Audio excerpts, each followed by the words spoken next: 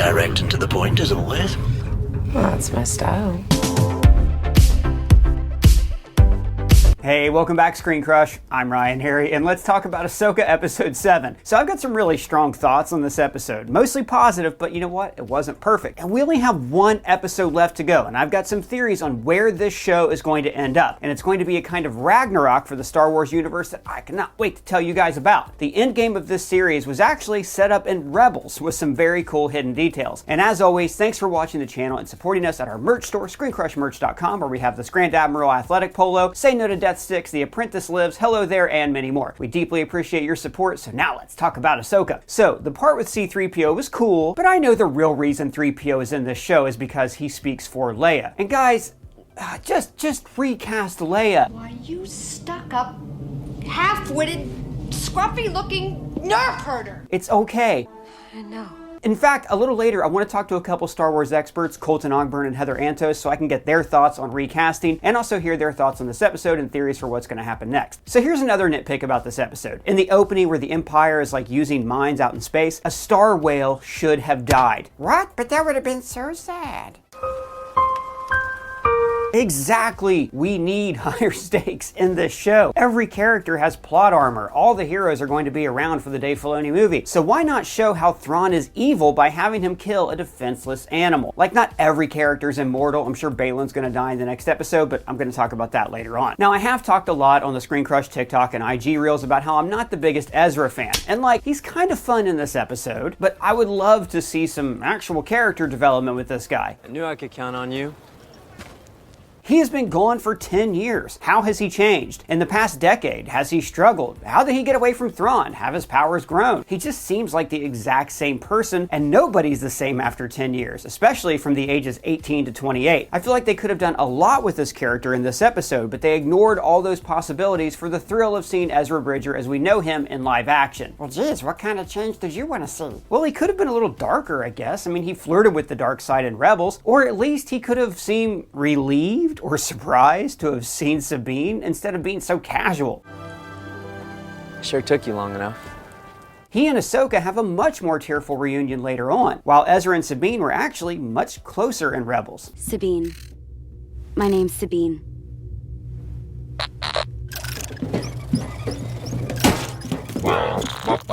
And my big pet peeve in this episode is in this scene, where Hu Yang is talking and then stops talking, and AHSOKA interrupts him like a beat later. Cannot land while under attack. Standard Jedi mission protocol states. Won't need to land. Oh, not this again. I mean, that's just bad editing. Exactly. High five. I will say, though, that the scale of the space battle was awesome, and I'm glad I saw it on the big screen. AHSOKA is playing at a local Cineplex near you? I'm afraid not, buddy, and that's really a shame because all these new Star Wars shows feel so cinematic. They're created with such high-end cameras and visual effects that they really deserve to be seen on the big screen. So I projected the episode with my Mars 3 projector. They're the sponsor of this video. This is by far the best projector that I have ever owned. It uses 1000 ANSI lumens, bright enough for an up to 200-inch screen, or a 6x4 feet movie screen, and it is so bright that you can use it in daylight. Plus, it uses AI technology to automatically adjust the screen size. No more screwing around with the manual settings. These Nebula projectors are all in one with Android TV 10.0. You can download more than 7,000 apps, including Netflix and YouTube. In fact, you don't even need to use the HDMI inputs. It's like carrying a smart TV wherever you go. The ultra long-lasting battery supports up to 5 hours of playtime, or it can run as a speaker for 15 hours. You can even use it to charge your phone if you go camping. And that's what I really love about this projector. It is great for the outdoors. I mean, it's fall. It's perfect outdoor movie weather. It is IPX3 water resistant, 0.5 meter drop resistant, 0.7 millimeter dust resistant, and even comes with a built-in stand. Plus, the sound is amazing with the 3-direction 40-watt speaker and Dolby Digital Plus. So this stunning all-in-one projector is really a must-have for movie fans. Click our link in the description to get yours today. Now, back to AHSOKA. By the way, everybody, this video is also going to be on our ScreenCrush Rewind podcast on all of these platforms here. Now, I've got a few other problems I want to talk to Colton and Heather about, but there was also a lot to love in this episode. Like, Thrawn is better than I ever dreamed. He is amazing.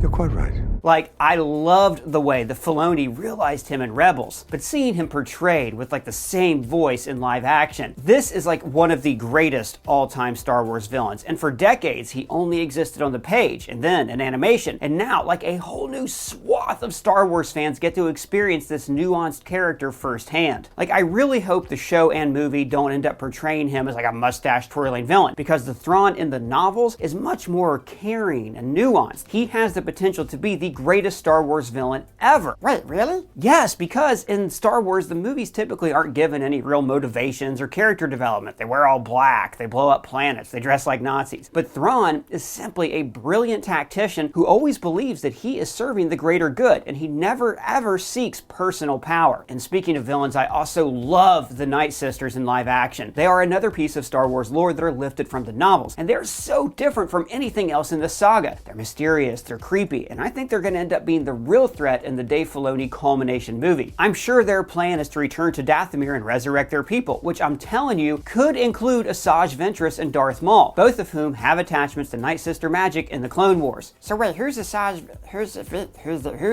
Asajj Ventress is Dooku's former apprentice and assassin. She actually got name dropped in this episode. In this war, you will face more than just droids. General Grievous, Asajj Ventress. And Ezra not using a lightsaber in that battle was a great choice. Like, a lightsaber would have made him too powerful, and we just would have expected him to dominate all these night troopers. But his decision to go without does create some interesting questions. Is he now using the Force in a different way? Does he sense that Sabine needs practice with the saber? In fact, maybe Ezra is the missing ingredient to Sabine learning the Force, because he has the ability to give her confidence. Good job, Kylie. You're doing amazing, sweetie. Wow, look at her go. Also, the live-action Ezra looks fantastic. Amon Esfandi feels so natural in the role, like he's been doing it for years. And his blue eyes give him this otherworldly look, like he's been doing Spice with the other Freemen in the past 10 years. In fact, all of the live-action translations have been spot on. Zeb, Hera, Sabine, and I really hope that at some point, Freddie Prinze Jr. gets to play a Force ghost of Kanan. Or, like, maybe we'll see him in a flashback or something. But mostly, I love how this show is like hinting at a larger world without over-explaining it. Like, we see the ruins of the Night Sister Kingdom, but we don't know what happened. We don't know what happened to Baylan or Ezra or Thrawn. The show is leaving a lot of open ground for comics, animation, and books to fill in these gaps. Like, this is one area where the sequel trilogy truly failed. They only left a short 1-year gap between Last Jedi and Rise of Skywalker for other creators to tell stories about the Resistance and Rey fighting the First Order. So this show is leaving lots of room for fun fan theories, which is why I'm excited to talk to Heather Antos and Colton Ogburn. And just a reminder, everybody, Colton is the man who's eternally trapped in our television, but he does not know it, so please don't tell him. Heather, first I want to start with you. What were your thoughts on Ahsoka Episode 7? Finally, that's kind of how I felt. This episode did not have any of the pacing or structure issues that I think we've seen in the previous episodes. It moved a lot, and I thought it was super fun. I mean, just Thrawn is excellent. Just God, I wish he was in from episode 2, episode 3, so we could have more of him this whole time. I know you particularly don't like Ezra as a character, Ryan, but I did enjoy what they did with him. This episode, I think the little banter he had with the bad guys and not wanting the lightsaber and how they used his combat style, force pushing and very hand to hand. It was almost like a Shaolin monk type thing, which I really, really enjoyed. I loved all of it. I think the only part of the episode that I could have, I don't want to say done without, but I don't really understand how this storyline fits in yet is the Hera and New Republic trial of all of that. Obviously, that's building towards something that we'll probably see in the films or in Dave Filoni's film, or it might tie in more with the next season of Mandalorian. I don't know, but I feel like that moment could almost be entirely removed, and it doesn't really affect the overall story that we're experiencing yet. Yeah, well, we won't know till the finale. We won't know, yeah. Those stick out like sore thumbs, and all, like, I think since episode 3, we've been getting, since she and Ahsoka parted ways. Look, and I know earlier I complained about Ezra, and I talk about Ezra on our social videos and our TikToks a lot. I tend to keep it off the main channel. I am treating this Ezra as like a different character. You know, it's a different actor portraying him. And I was fine mostly with like his little interplay. He came off a little bit more like Han Solo, a little less annoying. I do want to know what the hell has been, like, what's his character development up to this point? He's been gone for 10 years. He's been in exile. What happened with Thrawn when he landed? Like, one thing, like I talked about earlier, I am excited about is like how this show is setting up all these other stories that we don't get to see yet. So I'm cautiously optimistic that Ezra will stop being annoying, and that, you know, when he joins the new galaxy, hopefully, I think we have a video coming out about this tomorrow, and we see what's going to happen in that Dave Filoni movie, maybe Ezra, side by side with Luke Skywalker, will, you know, kind of ease my feelings on him just a little bit. So, Colton, what about you? What did you think of episode 7? Well, you know, I've liked this series overall, but I think I can be a little critical of this episode. It wasn't my favorite. I enjoyed the action and the interactions between Sabine and Ezra. My only problem with it is they seem so nonchalant about the whole thing. Sabine has traveled to a different galaxy. He's been stranded on this planet for 10 years, and he's just kind of like, so, what? Yeah, so what happened? Oh, you don't want to talk about it? It's complicated. Yeah. Okay, so what else do you want to talk about? It's like, oh my God, like, why aren't you just, like, asking a million questions? And they kind of imply off screen that they talked about it, which I thought was kind of weird. Well, you don't want to, like, rehash information for the audience, but sometimes it's fun to watch people learn that information. Like, I wish I could have seen Ahsoka meeting Luke Skywalker for the first time, you know? Yeah, and, like, don't get me wrong, I hate exposition.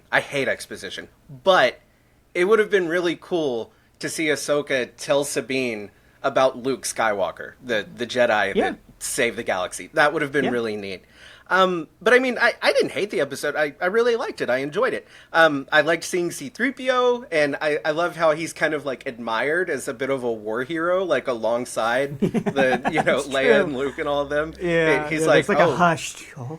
Yeah, that's the guy. Yeah, I thought that was cool. Thrawn was great. I think it's kind of clear where they're going. The next episode's the finale, right? Yep. So I think that what we're going to see, my prediction would be, is Thrawn and the Night Sisters get out of Dodge. They go back to the main galaxy. Our heroes are stuck on Peridia. They're stranded there. They're not stranded there. They'll either get back like via the whales or the World Between Worlds, which I know you're going to talk about here in a little bit, like with Baylan and all that. I think that's where the story is going. I think it's been clear Thrawn was not the antagonist of this series. Mm-hmm. Baylan was the antagonist of this series. And I don't mean that as he's a villain, but just he's the opposite of Ahsoka in terms of their missions. So like we've talked about in other videos, Ahsoka and Ezra have a lot of, you know, experience with the World Between Worlds, what that type of power can bring, and I think that's what Baylan is seeking. So I think that's more where the finale is going to go, and I think Thrawn I think his story is going to be followed up in the movie, not so much the finale of this series. Now, before I get too deep into theories, Heather, I had a follow-up. Colton brought up Ahsoka fighting Baylan, and I think you pointed out again. Yeah, I think you pointed out in a past talkback, or maybe it was in our Easter egg video, that it was interesting that in their first duel, Ahsoka she doesn't use her dual saber style. She goes more like single, two-handed broadsword in a way to match Baylan. And in this duel, she went, you know, full samurai with the longer and shorter blades. What was your take on that? Because I know you're a Star Wars fighting nerd. I am, yeah. I think that this particular fight to me and watching, it felt more like this is the real fight. The previous fight felt, you know, more defensive and wasn't as aggressive. And this to me was much more this fight counts. This fight matters, and maybe one of us isn't walking out of it, and that's okay. Ahsoka's going to go all in with it. She's going to go with what she's most comfortable with. And this is I think we got more of the Ahsoka fighting style that we are accustomed to from seeing in Clone Wars and Rebels in this. Yeah, maybe because in that first fight, she was just trying to get the map, and that explains the defensive style. Well, the part of this fight that I thought was most interesting, though, was how it ended with Baylan saying, you know, you can't beat me. Like, it's like, and in our Easter egg video, I pointed out, I mean, this woman took down Darth Maul before she could vote. What is it about Baylan, you think? Like, was that your read from the fight that Ahsoka was outmatched? I mean, That's who not. the hell is this guy? Like, Yeah. this character, it's a shame we won't see him portrayed by Ray Stevenson after next episode, you know? Yeah, I'm very curious how they're going to solve, quote unquote, the death of Ray Stevenson in this. If Baylan was always intended to die, I know we talked a little bit about that last week about being one of the potential theories. But as we know, Star Wars doesn't want to recast anymore. I never in a million years got the sense that he was quote unquote better than Ahsoka at lightsaber dueling or the Force or anything like that. That definitely implies of maybe previous encounters. Going back to episode 1, Baylan knew of Ahsoka, knew she would be an issue, knew she would be a problem. But if he knew that she could never defeat him, then why would he be so concerned about her this entire time? Yeah, and as I'm going to talk about later on when I get into my theories, Colton, you alluded to this, but I do think that Baylan's going to end up in some ways being the heart of the show. And then in a lot of ways, he's going to kind of bring it full circle with Ahsoka's buried trauma and things like that, and the connections to Anakin and maybe even Thrawn along the way in there. I'm really hyped to see that. But you touched on the thing that I'm really irritated about Star Wars in general, and I think we have a video coming out about this really soon. Colton, with the recasting, right? Great to see C-3PO, but he's basically there because they didn't have a recast Leia. And I don't know if you watch the show Strange New Worlds, Heather. I know you do. Wonderful show, prequel before Star Trek, the original series, where certain characters from the original series have been portrayed by different actors, including, Ethan Peck, grandson of Gregory Peck, but he is great as Spock. There is a new Kirk. There is a new Uhura, a new Scotty. These are people who, maybe before J.J. Abrams, they never would have dreamed of recasting, but they've been recast as younger actors, and it's fine. Whereas Lucasfilm has decided that after Solo, they're canon. It's like they're saints. It's like there's a religion that says you can never redraw them on a piece of paper as a different person, and that's silly to me.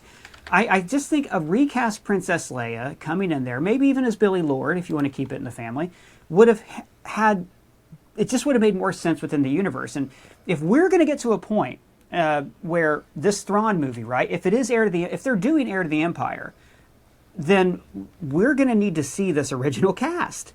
It's just really silly to me that we haven't. Colton, what do you think? Do we recast? Do we not recast? I'm very pro recast.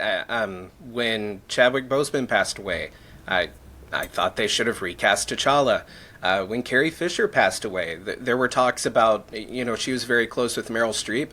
I think that could have been a good choice to continue the story of Leia. Maybe not. Maybe, in the 9 episodic films, and it's the last one, maybe you don't recast. But what you have to remember, and what Carrie Fisher understood, I was watching a documentary a few weeks ago where she actually said, I'm not famous, Princess Leia is famous, and I have her face. And that's what I loved about that. And in Wishful Drinking, she talks about how strange it was to see her face on Pez dispensers. And I peel my face back and I pull candy out, Yeah, and see, what she understood was that stories like Star Wars and stories in general, they're about characters, and that's what makes Star Wars so good.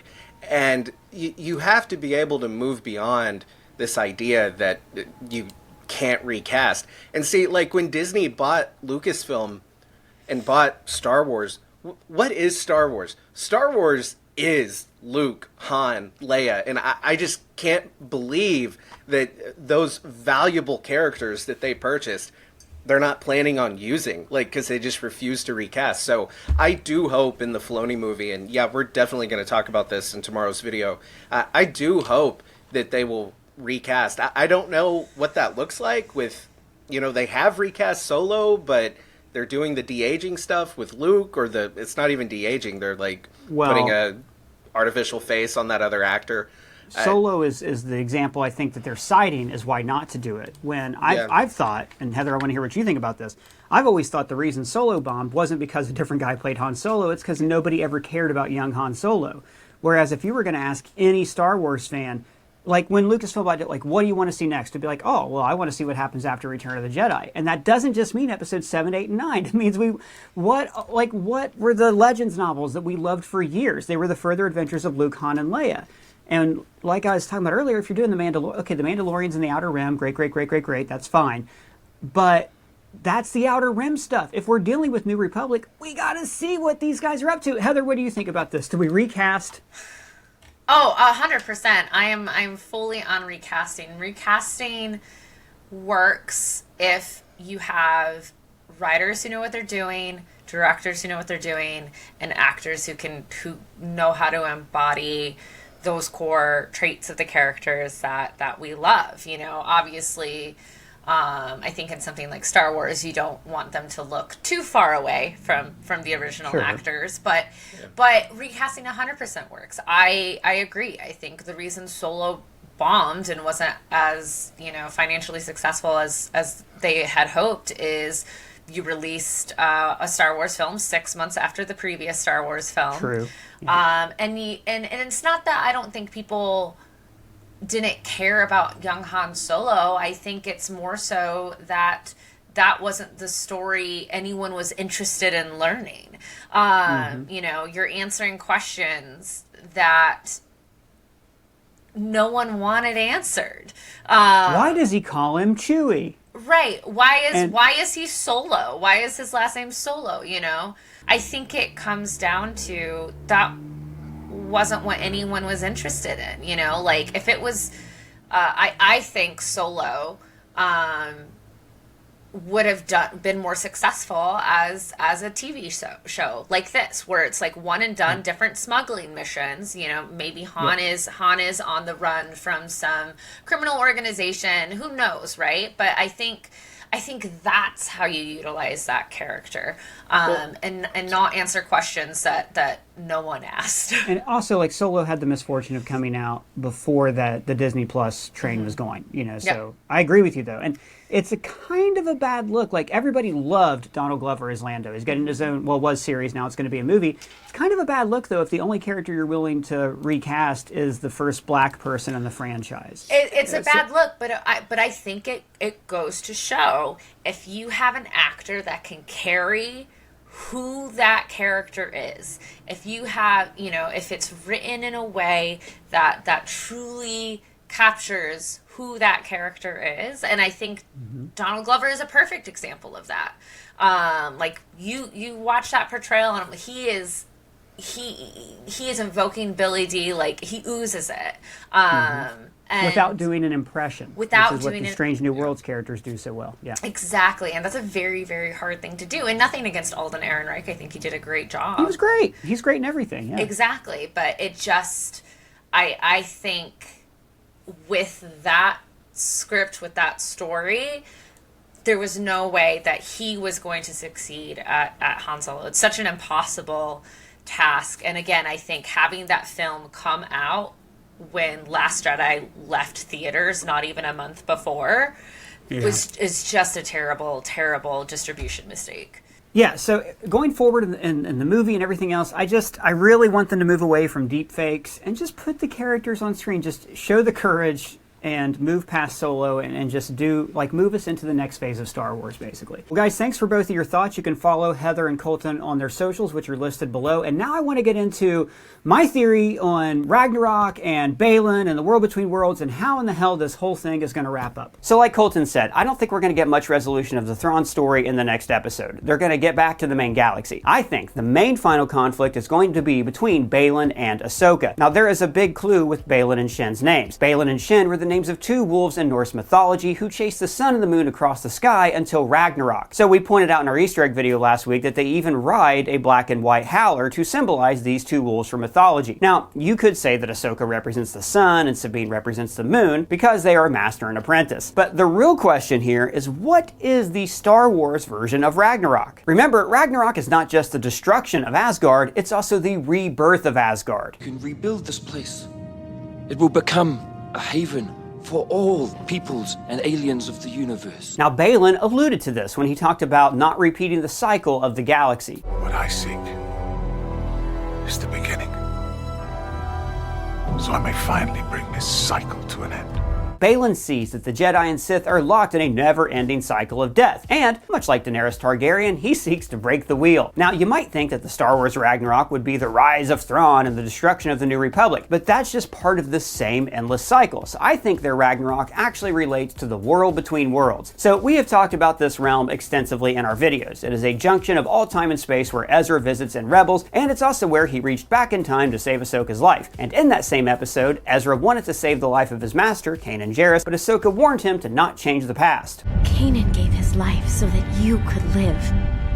If he's taken out of this moment, you all die. Here's what I think is going to happen in the finale. We know that you can access the world between worlds through different gateways, like the one on Lothal. And we also know that these gateways exist on Force-sensitive planets, like the Sith Temple on Malachor or on Lothal. So I think there's also a gateway to the world between worlds on this ancient Force planet of Peridia. Now, we pointed out several videos ago that the figures on top of this portal do look like the Zepho. The Zepho are the ancient race of long-dead Force wielders from Fallen Order. And this Night Sister Palace is covered in Zepho runes, like we've talked about in past episodes. Adding to that, Mastertainment on the channel Heavy Spoilers pointed out these animals on the side of that Zepho portal look a lot like the Howlers. This makes me think that this portal leads to Peridia. So Dave Filoni was actually setting up this ending of Ahsoka years in advance. I think that Thrawn is going to return to the main galaxy and the heroes will be abandoned, and then they will have to use the world between worlds to get home. But then Baylan will enter the realm because he wants to restart the Jedi Order with something new that, like him, embraces a larger view of the Force. I think that in the world between worlds, he will see pivotal moments from the past, like Anakin swearing allegiance to Palpatine, but he'll ignore those moments instead of changing them, because he doesn't want to save the Jedi Order, he wants to erase and rebuild the Jedi Order. Maybe he'll actually look back to the days of the Prime Jedi, that's the subject of the James Mangold Dawn of the Jedi movie, and Baylan will want to reshape the Order from the beginning. But, like Ahsoka warned Ezra, this has dire consequences. See, I think the world between worlds is not like natural. It was built by the Zepho to be a gate across time and space. You know, if the Zepho were going to be so important, I wish they would have given them a much less silly name. I know, they sound like a Marx brother, don't they? So anyways, I think the Zepho civilization fell because they turned to the dark side and then they tried to use the world between worlds to control time and space. When Baylan tries to change the past, maybe he'll be forced to face a Zepho guardian like the ones that you fight in Fallen Order. So when Baylan tries to change the past, he will cause the desolation of this realm, a kind of Ragnarok of the Force. And this is important because a few episodes ago, we saw that Anakin Skywalker seemed to be in the world between worlds and that Ahsoka had a psychic connection to this realm. So that means that spirits of people in the Force, the spirits that Rey heard at the end of Rise of Skywalker, those spirits reside in this realm, or at least this realm is a gateway that can connect those spirits to people who are living. So if Baylan destroys the world between worlds, that is going to free the spirit of Palpatine from this realm.